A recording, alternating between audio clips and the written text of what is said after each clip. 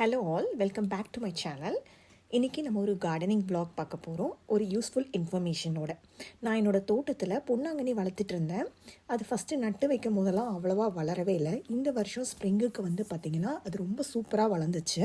அப்போ தான் இங்கே லோக்கல் கார்டனிங் குரூப்பில் மெசேஜஸ் பார்க்கும்போது அலிகேட்டர் வீடும் பொன்னாங்கண்ணியும் பார்க்க ஒரே மாதிரி இருக்கிறனால நம்ம நிறைய பேர் பொன்னாங்கண்ணி நினச்சி அலிகேட்டர் வீடு வளர்த்துட்ருக்கோம் அப்படின்னு.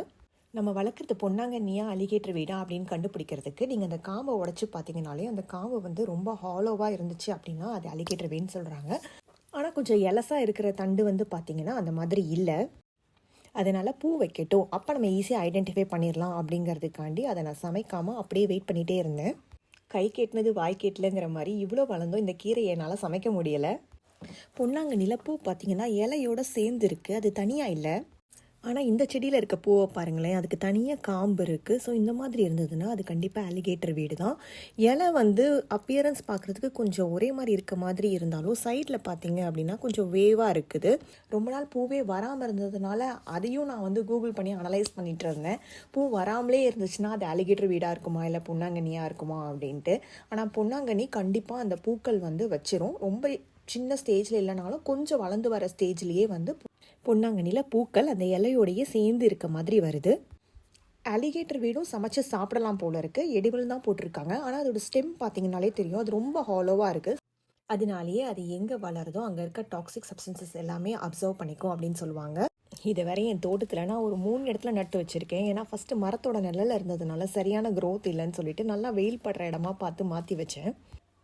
வேறு வழி இல்லாமல் இப்போ நாங்கள் வந்து இந்த அலிகேட்டர் வீடை பூரா பிடுங்கி போட்டுட்ருக்கோம். நல்லா வேர் ஊனி ஆழமாக போயிடுச்சு. முடிஞ்ச அளவுக்கு நல்லா நோண்டி விட்டு எல்லா வேரையுமே எடுத்து க்ளீனப் பண்ணிட்டோம். ஆனால் திருப்பி கூட ஏதாவது துளுத்து வர வாய்ப்பு இருக்குது. வெயில் ரொம்ப ஜாஸ்தி அடிக்கும் போது அவ்வளோவா வளர்ச்சி இருக்காது கீரைகள் பொதுவாக. ஆனால் வேர் வந்து அடியில் இருந்துச்சு அப்படின்னா திருப்பி அடுத்த ஸ்ப்ரிங்குக்கு துளுத்து வரக்கூட வாய்ப்பு இருக்குது. இந்த கன்ஃபியூஷனுக்காக நான் இப்போ வந்து சிவப்பு பொன்னாங்கண்ணி வாங்கிட்டேன். அதனால் நமக்கு கன்ஃபியூஷனே இருக்காதுன்னு. ஆனால் ரொம்ப சின்ன ஸ்டெம்மாக தான் கிடச்சிச்சு. அதை கூட இப்போ நான் வேறு இடத்துல தான் நட்டு வைக்க போகிறேன். அப்போ தான் திருப்பி ஏதாச்சும் முளைச்சி வந்தால் அதை க்ளீனப் பண்ணுறதுக்கு கொஞ்சம் ஈஸியாக இருக்கும். இந்த வருஷம் ஸ்ப்ரிங் தொடங்கின உடனேயே நாங்கள் போன வருஷம் நட்டு வச்சுருந்த ஆரிகானோ பெட்டு ஃபுல்லாக படர்ந்து இதே மாதிரி தான் தோண்ட தோண்ட வந்துக்கிட்டே இருந்துச்சு. கடைசியில் வேறு வழியே இல்லாமல் பெட்டில் இருக்க மண்ணை பூரா எடுத்து வேறு மண் போட்டு மாற்றி வச்சோம்.